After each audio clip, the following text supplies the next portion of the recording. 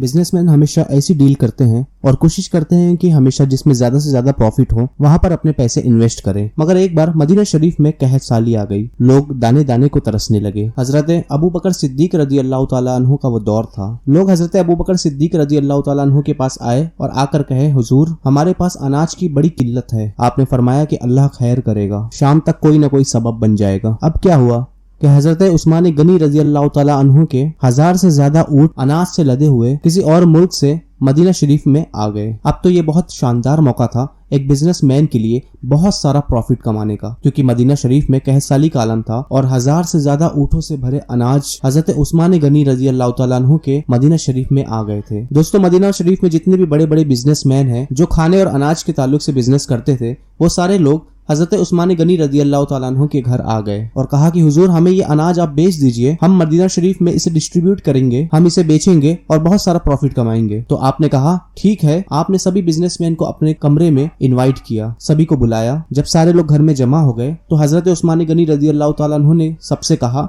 कि बताओ मुझे क्या रेट दोगे। तो उसमें से कुछ लोगों ने कहा कि हुजूर आप ऐसा करिए कि आपने 10 रुपए की जो चीज ली है वो हमसे आप 12 लीजिए। 20% का प्रॉफिट ऑफर किया। आपने कहा कि नहीं, मुझे इससे ज्यादा मिल रहा है। फिर उन लोगों ने कहा कि हुजूर आप ऐसा करिए कि 10 के 13 ले लीजिए, 30% का प्रॉफिट ले लीजिए। फिर आपने कहा कि मुझे इससे भी ज्यादा मिल रहा है। उन्होंने फिर 14 का ऑफर किया और आखिर में फिर 10 के 15 का ऑफर किया। 50% का प्रॉफिट आपको ऑफर किया उन्होंने। फिर हजरत उस्मान गनी ने फरमाया कि नहीं, मुझे इससे भी ज्यादा मिल रहा है। अच्छा, ये सुनने के बाद सारे लोग वहां पर हैरान हो गए कि मदीना शरीफ में बिजनेस कम्युनिटी के सारे लोग तो वहां पर जमा थे, तो इससे भी ज्यादा रेट कौन दे रहा है आखिर। उन लोगों ने कहा कि हुजूर हम सारे तो आपके रूम में जमा है, हमसे ज्यादा आपको कौन दे रहा है, आखिर कौन ऑफर कर रहा है हमसे ज्यादा रेट। फिर आपने फरमाया मेरा रब मुझे 1 का 10 दे रहा है, क्या तुम में से कोई है मुझे उससे ज्यादा प्रॉफिट दे, उससे ज्यादा नफा दे। लोगों ने कहा कि नहीं हुजूर, इससे ज्यादा तो हम में से कोई भी नहीं दे सकता। सुभान अल्लाह। हजरत उस्मान गनी रजी अल्लाह ताला अन्हु ने उस वक्त एक तारीखी अनाउंसमेंट किया, एक हिस्टोरिकल अनाउंसमेंट किया कि ऐ लोगों गवाह हो जाओ, मैं अल्लाह को गवाह बनाता हूँ, ये अल्लाह की राह में खैरात करता हूँ। आपने वो 1000 से ज्यादा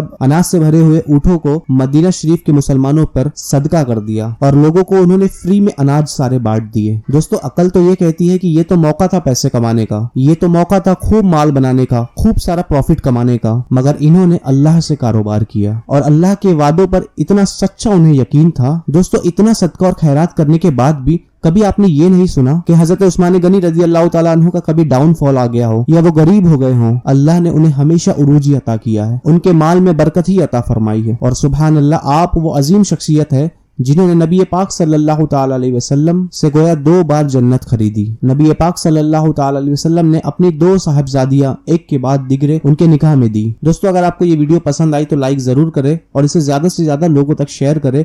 और अगर आप चैनल पे नए हो तो सब्सक्राइब करें ताकि इसी तरह की वीडियोस हम आपके लिए रोजाना लाते रहें।